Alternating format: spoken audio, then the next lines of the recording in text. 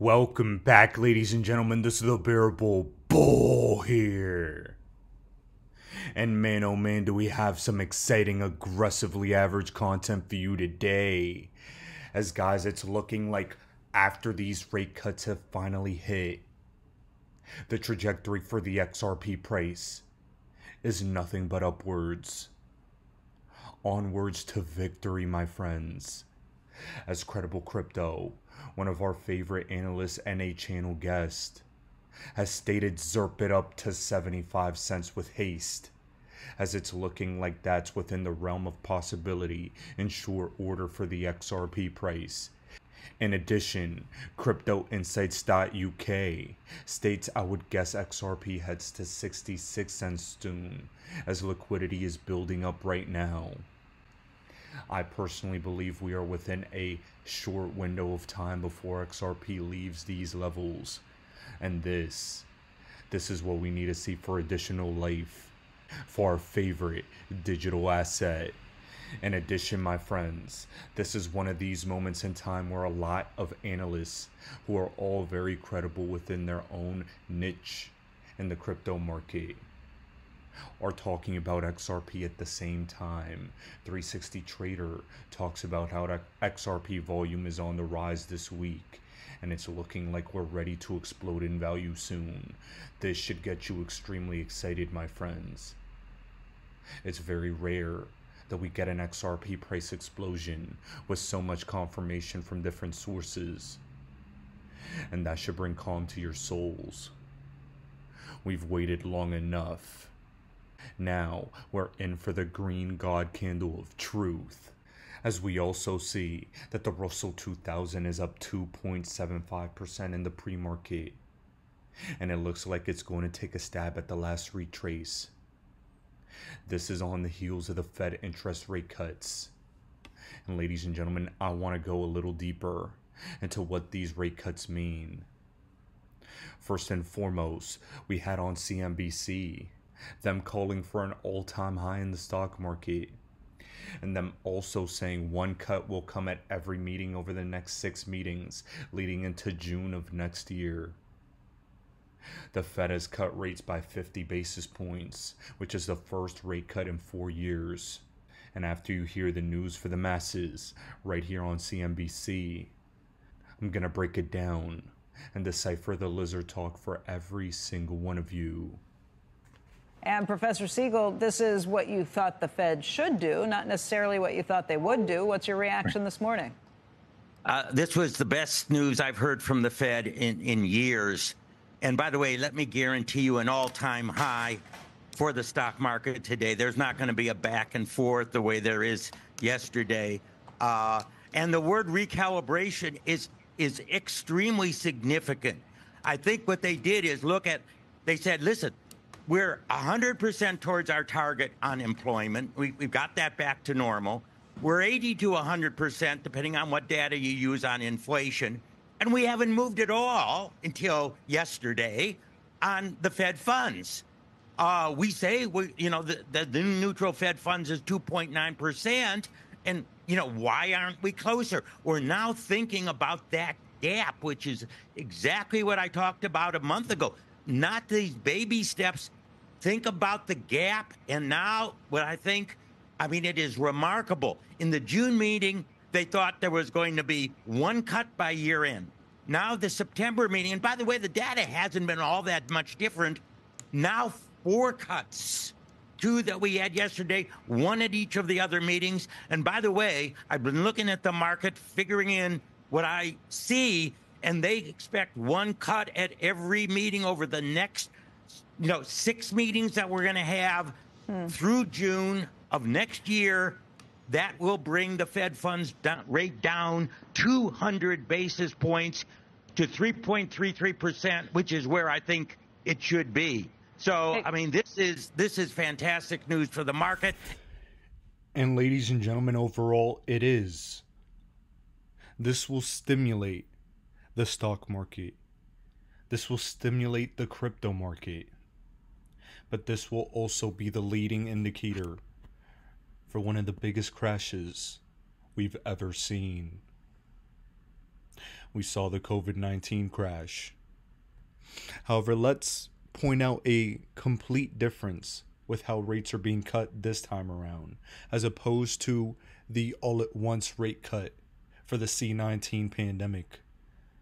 We're seeing a gradual rate cut, and if what he said is true and we see gradual rates cut to around 3.5% over the next 6 meetings, that is a more stable approach as opposed to the V-shaped recovery we saw in 2020 after March and that crash that occurred when they cut rates all the way down to 0. Ladies and gentlemen, let's see how big they inflate this bubble before they pull the rug out from under it. But just for context so that all of you know, September 2007 was when they first cut rates right before the Great Recession in 2008. And September 2024 is when they first started cutting rates. Maybe 2025 is when we see the massive market crash. Timing is difficult. But you guys know, and you guys have learned, that rate cuts are an indicator that one big crash is coming. And let's see when it happens. In the meantime, things are steady. But at the same time, Trump is campaigning with crypto bros. However, the Black Swan capitalist points out that Donald Trump tried paying with Bitcoin at a New York bar and the transaction still hadn't settled due to massive liquidity issues live in real time. A former president is paying with Bitcoin and watching it fail. It took over 45 seconds for them to awkwardly smile and pretend the transaction was settled. But I guess that's what happens when you have inferior technology. You know, maybe if they use Spend the Bits right here on the XRP ledger, they would have had a better job at finalizing the transaction. Even Trump understands that that's the problem with crypto. You need to settle on the spot. And XRP does just that. That's why it's going to work. That's why mass adoption is going to happen for it. And that's why the XRP army will win. History. Scan that QR code right here. Right there. Right there. It's that one.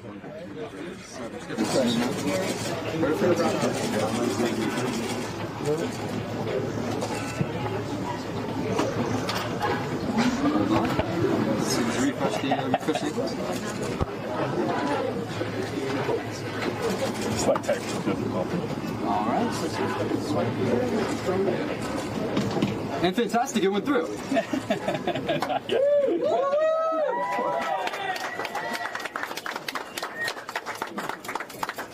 Right. We need to refresh the invoice. Invoice? We need to refresh the invoice. Oh, it did go through. All right, we're done. Perfect. The first transaction by a president on the Bitcoin protocol. Now, ladies and gentlemen, I don't know about all of you, but that's an opportunity failed. Way to drop the ball when you have a president in a video. But I guarantee you, if you were using XRP, Spend the Bits, to settle Bitcoin on the XRP ledger, it would be a completely different story. Now guys, the next clip I want to play you is from Jungle Inc.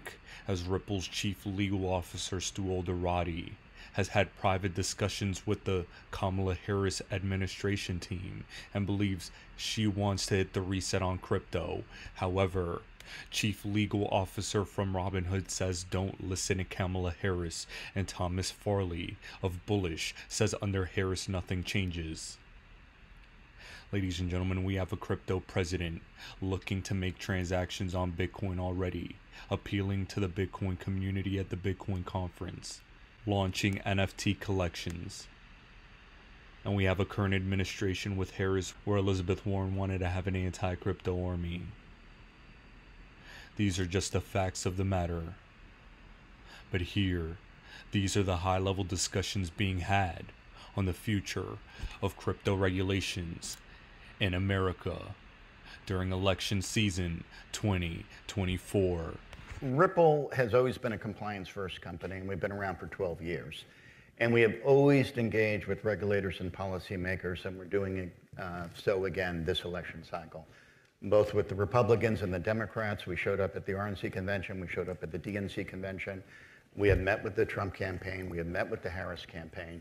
Trump clearly, and the RNC clearly, has been very vocal. You look at their platform statement from their convention, 16 pages, one paragraph, clearly on crypto, saying we're going to stop the U.S. war on crypto and make the U.S. the crypto capital of the world.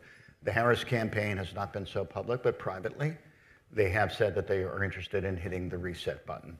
So I do think that policy comes first, that policymakers in this country have to remove the impetus for unelected bureaucrats who are running these regulatory agencies to create policy through enforcement. And whether or not we get that through a Republican administration, a Democratic administration, or some combination of both, what is clear is that crypto is here to stay, and crypto has become a credible voice in the political conversation, and we need to be listened to. If Trump wins, crypto wins. If Harris wins, you know, Stu, to your point, whatever they whispered to you, take it with a grain of salt. Remember that reset button in Moscow, too. Didn't really work so well. So I think one way or the other, it's going to come down to legislation. I do see a pathway to legislation, regardless of who wins the election. But it's sort of what happens between the election and the legislation. And legislation takes a long time. If Vice President Harris wins, everything's going to change. But government and policy come down to people and incentives. And look, lover or hater, Senator Warren is amazingly effective. And she's most effective at controlling certain agencies. And the way she does that is controlling who goes in to run those agencies. So whether it be the CFTC or the SEC or the OCC or the FTC. And if you noticed, she came out real early and real hard for Kamala Harris for president. So this concept of, oh, President Harris wins and everything changes, I'll tell you one thing that I don't think is going to change is Senator Warren gets to decide who runs the SEC. And Senator Warren isn't interested in being helpful to crypto. She isn't interested in defining what is a security, what isn't a security, what is DeFi, what isn't DeFi, what can be done, what can't be done, how do we bring innovation in this country. She hates all of it. So I don't see anything changing in a Democratic administration. Could even potentially get worse, although that's certainly not my hope, and I'm not fear-mongering. But I just don't see things getting better. You see, ladies and gentlemen, what you just witnessed right there is Ripple playing both sides. Ripple knows that Trump is going full-blown crypto, but they're full-blown in the Bay Area and love the Democrats. So they want to play both sides. And quite frankly, let's be real here. Ripple's been chosen long ago. All of this lawsuit was theater, as we saw by no fraud at all being found. And now they have a full path towards compliance, legal clarity, and adoption in America. Oh, we're full-blown moon mission, guys. I don't think you understand. Here, we also have the Hedera is joining Ripple and Aptos as founding members of the MiCA Crypto Alliance, as this is going to streamline compliance efforts across the blockchain industry. They're advancing regulatory clarity and sustainability in the EU and numerous other jurisdictions, in my opinion, will be following. This is what we need to see, and this is what's going to send crypto to infinity and beyond. Now guys, to cap off this video for today, I'm going to leave you with some highlights from Congress, as numerous different meetings have how crypto can be positive, how the SEC had overreach and corruption blinding its vision, and how, quite frankly, politics and crypto are converging for the perfect 2025 bull cycle. Ladies and gentlemen, we've weathered a storm throughout the past couple years. exchange collapses and bear markets, lawsuits ending. But now we have a clear path towards a macro environment that will facilitate the crypto gains we've all been expecting. I can't stress enough how happy I am for every single one of you here. And as I leave you with these quotes from Congress for the day, I have to state that on my OnlyFans at onlyfans.com/thebearablebull, I just invested in another hidden gem AI play that I think is going to shock the crypto market once it sees its full-blown green god candle of truth. It's only in current economic conditions like right now, with interest rate cuts happening, with Bitcoin gearing up for a second leg up, and with altcoins so suppressed like they are right now, where coins like this are very investable. And mark my words when I say this, a couple months from now, you're gonna look back at this call and say, wow, thank you, Bull, for absolutely changing the game. You can subscribe at onlyfans.com/thebearablebull, as we gotta prepare for when these gains finally arrive. Ladies and gentlemen, this is the Bearable Bull here. Thanks for tuning in. As always, I appreciate every single one of you. Now I'll be back tomorrow with another video. Exchange-traded funds at large have been one of the most successful financial innovations of the past 30 years. And they present a unique and mutually beneficial framework through which digital assets such as Bitcoin and Ethereum and many other digital assets can be brought inside the regulatory perimeter. We believe that investors will benefit if many more digital assets are approved for trading and listing in such a manner. We also believe that the approval of Bitcoin ETFs came too late.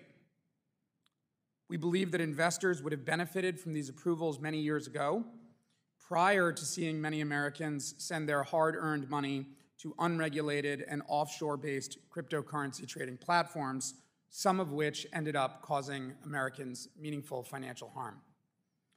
While we are grateful that the SEC approved both Bitcoin and Ethereum exchange-traded products this year, we urge the SEC staff, SEC leadership, and the members of this subcommittee to consider the ways in which we can continue to make these regulated investment vehicles available to Americans with more underlying digital assets packaged in this product. Not only is Gary Gensler's approach to digital assets politicized, it's just downright wrong. He's hurting consumers, innovation, American competitiveness, and the Democratic administration. In May, 71 Democrats sent a strong message by supporting FIT 21. Our bill regulates digital asset intermediaries, safeguards consumers, and cements the U.S. as a global leader in finance and technology. Also in May, Democrats in both chambers supported my Congressional Review Act resolution with Congressman Flood to rescind the SEC's SAB 121, which puts consumers and the financial system at risk. While these are major milestones, the job isn't done. Unfortunately, the SEC didn't get the message. The will of Congress, and most importantly, the will of millions and millions of our constituents, is falling on deaf ears at the SEC. Under Chairman Gensler's leadership, the Commission has taken the most hostile, aggressive, and irrational approach to technology, although they state that they are technology neutral. This approach is not only against our ideals as Democrats, but it's a real detriment to investors and innovators. The Commission has refused to provide regulatory clarity and has instead over and over relied on regulation by enforcement, taking our country in the wrong direction. I'm very hopeful that we will continue to protect digital innovation in the U.S., protect consumers. Those are the things that we can do in this Congress.